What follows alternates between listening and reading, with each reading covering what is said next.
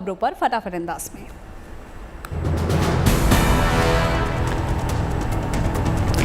नेपाल की यात्रा संपन्न करने के बाद प्रधानमंत्री कुशीनगर से यूपी की राजधानी लखनऊ पहुंचेंगे। खास बात यह है कि यूपी के सीएम योगी आदित्यनाथ और उनके मंत्रियों के साथ आज पीएम डिनर मीटिंग करेंगे। ये डिनर मीटिंग लखनऊ में मुख्यमंत्री के सरकारी बंगले पर होगी।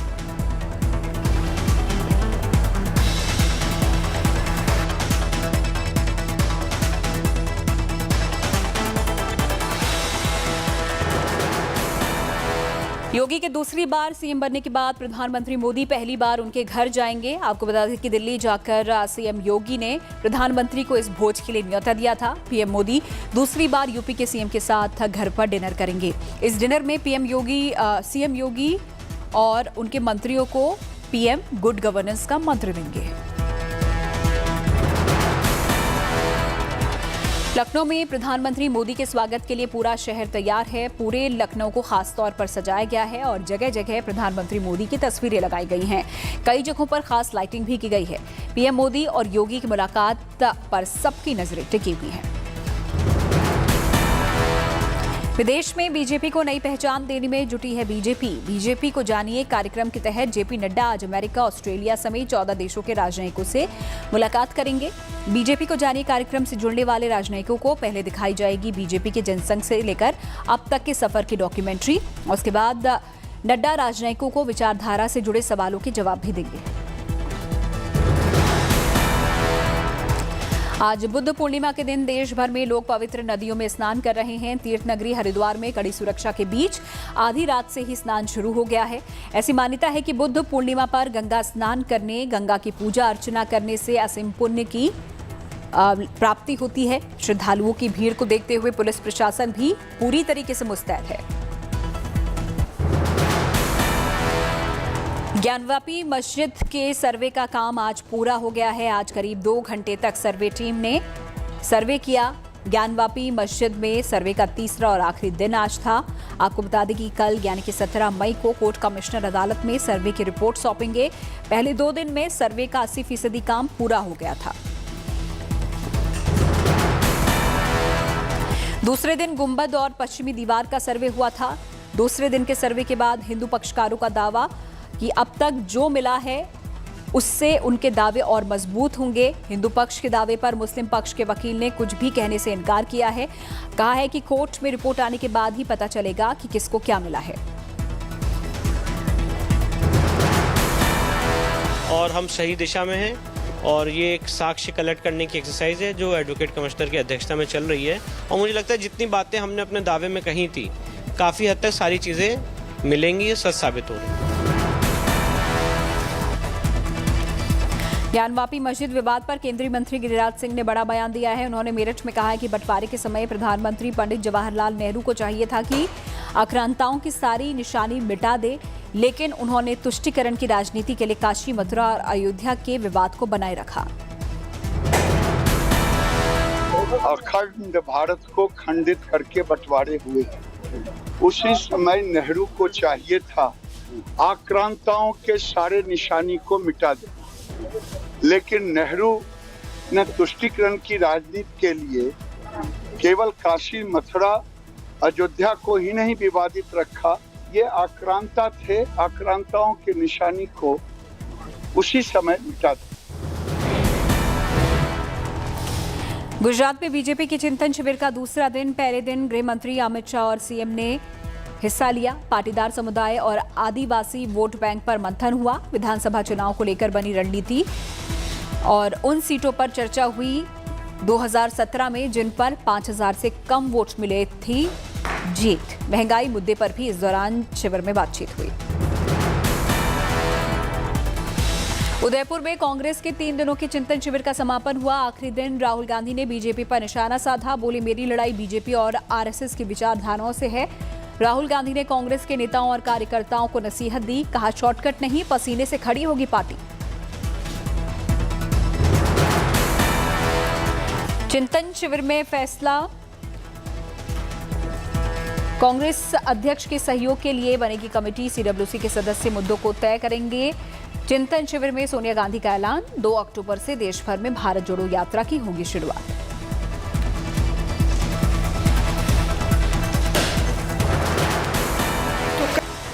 Kanyakumari to Kashmir Bharat Jodo Yatra. Beginning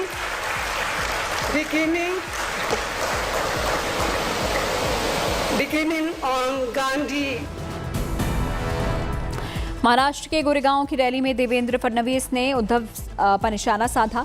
BJP नेताओं के साथ हनुमान चालीसा का पाठ किया। फडणवीस ने उद्धव की सभा को कौरवों की सभा बताया। भ्रष्टाचार से लेकर कानून व्यवस्था पर सवाल उठाए।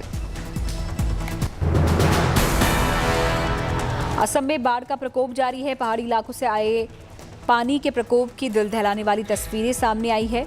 कई जिलों में नदियां उफान पर है। बाढ़ के चलते रेलवे पटरियां जलमग्न हो गई हैं और कटान के बाद रेलवे पटरियां हवा में झूलती नजर आ रही हैं। इस दौरान कई ट्रेनों को रद्द किया गया है।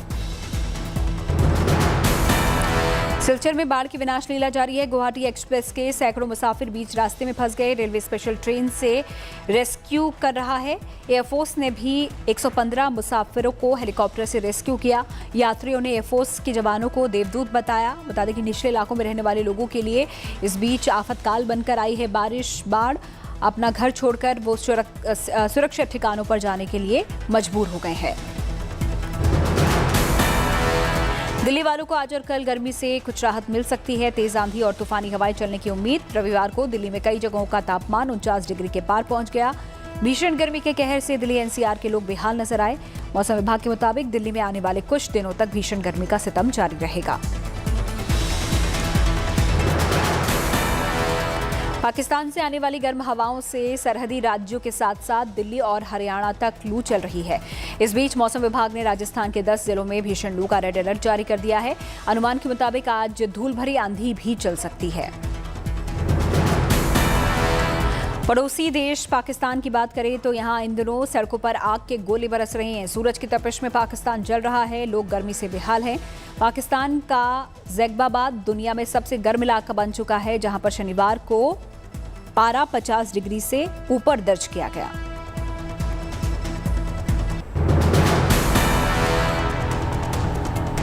मुंबई वालों को सुविधाजनक सफर की सौगात मिलने वाली है। यहां अब 12 नई एसी लोकल ट्रेनें चलने वाली हैं। गर्मी के चलते एसी लोकल ट्रेनों की मांग बढ़ गई थी, जिसे देखते हुए रेलवे ने बड़ा कदम उठाया। सेंट्रल रेलवे ने अपनी मेन लाइन पर 12 नॉन एसी लोकल ट्रेनों को एसी लोकल ट्रेनों से बदलने का फैसला लिया है, जिसकी शुरुआत 14 मई से हो चुकी है। रेलवे के इस फैसले से लोकल ट्रेन में सफर करने वाले यात्रियों को फायदा पहुंचेगा। राजस्थान के बीकानेर में साफ सफाई करते ये लोग कोई सफाई कर्मचारी नहीं है, बल्कि प्रशासनिक अधिकारी हैं। इनका मकसद लोगों को स्वच्छता के प्रति जागरूक करना है। ये सरकारी अधिकारी छुट्टी के दिन खुद झाड़ू हाथ में लेकर निकल पड़ते हैं। शहर के अलग अलग हिस्सों में सफाई करते हैं और लोगों को स्वच्छता का संदेश देने का काम करते हैं। शहर में सफाई के प्रति जागरूकता लाने के लिए इस मुहिम को चलाया जा रहा है। केदारनाथ आने वाले तीर्थ यात्रियों की संख्या में लगातार इजाफा हो रहा है। एक दिन में 20,000 से ज्यादा तीर्थ यात्री दर्शन के लिए पहुंच रहे हैं। ऐसे में व्यवस्था बनाए रखने के लिए सरकार और प्रशासन नियमों में लगातार बदलाव कर रही है। शुरुआती चरण में तीर्थयात्री बिना रजिस्ट्रेशन कराए ही बाबा के दर्शन कर रहे थे, लेकिन यात्रियों की बढ़ती भीड़ को देखते हुए सरकार ने अब यात्रा के लिए रजिस्ट्रेशन अनिवार्य कर दिया है। प्रशासन की तरफ से लोगों से अपील की गई है कि बिना रजिस्ट्रेशन के वो यात्रा न करें।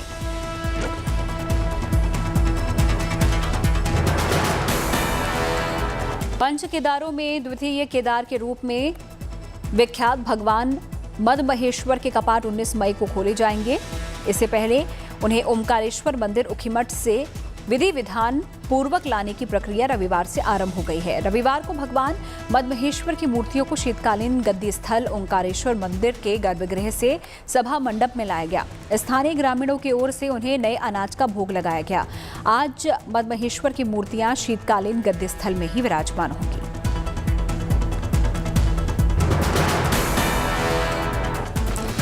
लोग ऐसा कहते हैं कि जोड़ी ऊपर बनती है और शादी जमीन पर होती है। ऐसा ही एक वाकया सामने आया संभल से, जहां पर 3 फीट के मोहम्मद रेहान की शादी एक 2.5 फीट की लड़की से हुई है। दोनों के परिवार वालों ने रिश्ता पक्का किया और आखिरकार 14 मई को दोनों ने पूरे रीति रिवाज के साथ शादी कर ली। अब चारों ओर इस अनोखी शादी के चर्चे हो रहे हैं।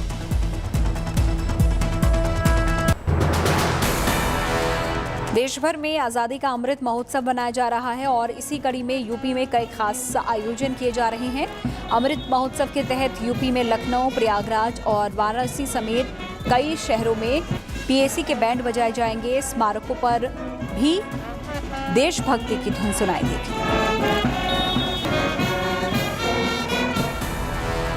कौशाम्बी में एक लड़के के साथ श्रीलंका की लड़की ने शादी रचाई। 20 दिन का टूरिस्ट वीजा लेकर आई लड़की ने शादी कर ली है। जॉर्डन में दोनों की मुलाकात हुई थी। दोस्ती का सिलसिला प्यार में बदल गया। श्रीलंका में मुश्किल हालात के बावजूद लड़की शादी के लिए भारत आई। महाराष्ट्र के बुल्ढाना में प्याज की सही कीमत नहीं मिलने से किसानों में नाराजगी। अपना विरोध जताने के लिए उन्होंने अनोखा तरीका निकाला। इसके तहत किसानों ने 200 क्विंटल मुफ्त प्याज बांट दिया। बोरी भरकर इस दौरान प्याज ले जाते लोग दिखे। भगवान की शरण में पहुंची फिल्म अभिनेत्री कंगना रनौत तिरुपति बालाजी मंदिर जाकर किए दर्शन। अपनी फिल्म धाकड़ की कामयाबी की मांगी दुआ। बता दें कि कंगना की फिल्म धाकड़ 20 मई को सिनेमाघरों में रिलीज होगी। इस फिल्म की टक्कर कार्तिक आर्यन और की फिल्म भूल भुलैया 2 से होगी।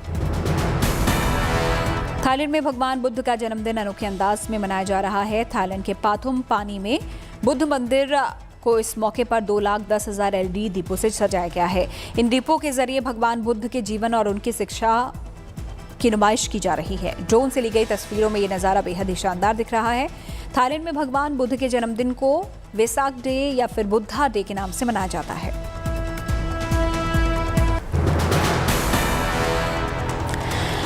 आईपीएल के पहले मुकाबले में गुजरात ने चेन्नई को 7 विकेट से हरा दिया। जीत के लिए मिला 134 रनों का लक्ष्य। गुजरात की जीत के हीरो बने सलामी बल्लेबाज रिद्धिमान साहा। 67 नाबाद रन बनाकर टीम को दिलाई जीत। जीत के साथ ही गुजरात की टीम प्लेऑफ में टॉप 2 टीम के तौर पर अपनी एंट्री पक्की कर चुकी है। इस सीजन में चेन्नई का प्रदर्शन काफी फीका रहा। कप्तान महेंद्र सिंह धोनी ने गुजरात के खिलाफ टीम में फेरबदल भी किया, लेकिन धोनी का ये दांव काम नहीं आया।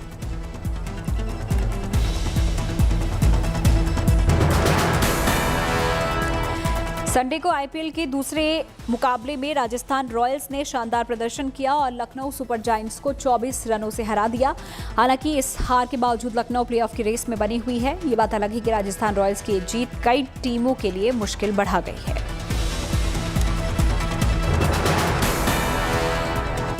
आईपीएल में आज दिल्ली और पंजाब के बीच भिड़ंत होगी। दोनों ही टीमों के लिए करो या मरो की स्थिति है, लिहाजा दोनों टीमों के बीच जोरदार टक्कर देखने को मिलेगी। दोनों टीमों ने अब तक 6 मैच जीते हैं। प्लेऑफ की उम्मीद बरकरार रखने के लिए आज दोनों ही टीमों को जीत की सख्त जरूरत है। भारतीय पुरुष बैडमिंटन टीम ने ऐतिहासिक जीत हासिल करते हुए थॉमस कप का गोल्ड मेडल अपने नाम कर लिया है। भारतीय टीम ने मलेशिया और डेनमार्क जैसी टीमों को हराकर पहली बार फाइनल में जगह बनाई थी। खिताबी मुकाबले में टक्कर उस इंडोनेशिया से था जो कि 14 बार का चैंपियन था, लेकिन भारतीय खिलाड़ियों ने 14 बार के चैंपियन को चारों खाने चित कर दिया। इस जीत पर प्रधानमंत्री मोदी ने ट्वीट कर टीम को बधाई दी है।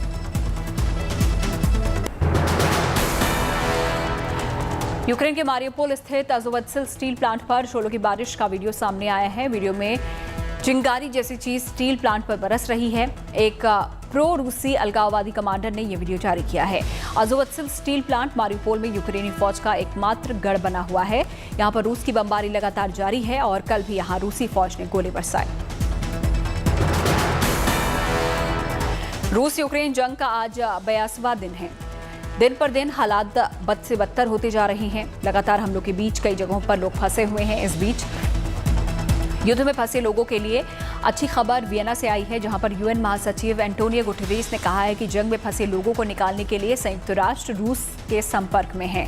गुटेरेस ने उम्मीद जताई है कि जल्द ही यूक्रेन में युद्ध के बीच फंसे और लोगों को निकाला जाएगा। रूस यूक्रेन जंग के बीच नाटो के डिप्टी महासचिव का बड़ा बयान। नाटो के डिप्टी महासचिव ने कहा है कि यूक्रेन क्रूर रूस के साथ युद्ध जीत सकता है। नाटो के डिप्टी महासचिव का कहना है कि रूस के आक्रमण की गति अब कम हो रही है, जिसकी वजह से यूक्रेन के युद्ध जीतने की उम्मीद है। रूस यूक्रेन जंग के बीच नाटो के शीर्ष अधिकारियों ने रविवार को बर्लिन में बैठक की। इस बैठक में कई बड़े फैसले किए गए। सबसे बड़ी बात यह कि बैठक में फिनलैंड और स्वीडन के नाटो में शामिल होने के कदम का समर्थन किया गया। नाटो के शीर्ष अधिकारियों ने यूक्रेन रूस युद्ध के ताज़ा हालात पर भी चर्चा की। फिनलैंड फिनलैंड एक तरफ जहां नाटो की सदस्यता लेने पर अड़ा हुआ है, तो वहीं फिनलैंड के इस फैसले के खिलाफ रूस का अघोषित एक्शन शुरू हो गया है। ताज़ा खबर है कि रूस ने फिनलैंड की बिजली सप्लाई बंद कर दी। रूसी बिजली कंपनी के मुताबिक भुगतान न किए जाने की वजह से फिनलैंड की बिजली आपूर्ति बंद की गई है, लेकिन माना यह जा रहा है कि फिनलैंड के नाटो में शामिल होने के कदम से रूस ने बिजली सप्लाई को बंद कर दिया है। एक्टर सिद्धार्थ मल्होत्रा ने गोवा में web series Indian police force की शूटिंग शुरू कर दी है। वो एक सीन के शूट के दौरान घायल हो गए। सिद्धार्थ ने फोटो और वीडियो अपने इंस्टा पर शेयर किए। रोहित शेट्टी के निर्देशन में बन रही इस वेब सीरीज में शिल्पा शेट्टी और विवेक ओबराय अहम रोल निभा रहे हैं।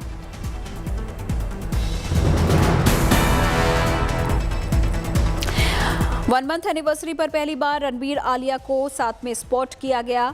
शादी के बाद पहली बार रणबीर आलिया को साथ देखकर उनके फैंस काफी खुश हैं। आपको बता दें कि रणबीर और आलिया की शादी इसी साल 14 अप्रैल को हुई थी।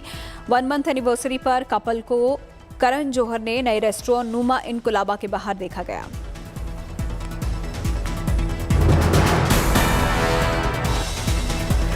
रणवीर सिंह की फिल्म जयेश भाई जोरदार का बॉक्स ऑफिस कलेक्शन उम्मीदों पर खरा नहीं उतर रहा है। ओपनिंग डे पर फिल्म महज 3 करोड़ 25 लाख रुपए का ही कलेक्शन कर पाई है। फिल्म ने दूसरे दिन 3.8 करोड़ रुपए की कमाई की। इस तरह पहले और दूसरे दिन का कलेक्शन मिलाकर अब तक सिर्फ 7 करोड़ ही हो पाया है। फिल्म की कहानी कन्या भ्रूण हत्या पर आधारित है।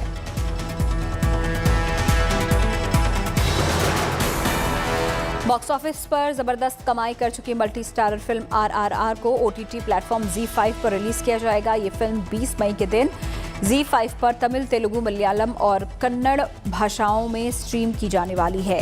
ZEE5 पर फिल्म RRR मूवी को साउथ की भाषाओं में तो रिलीज किया जा रहा है, लेकिन हिंदी भाषा में नहीं।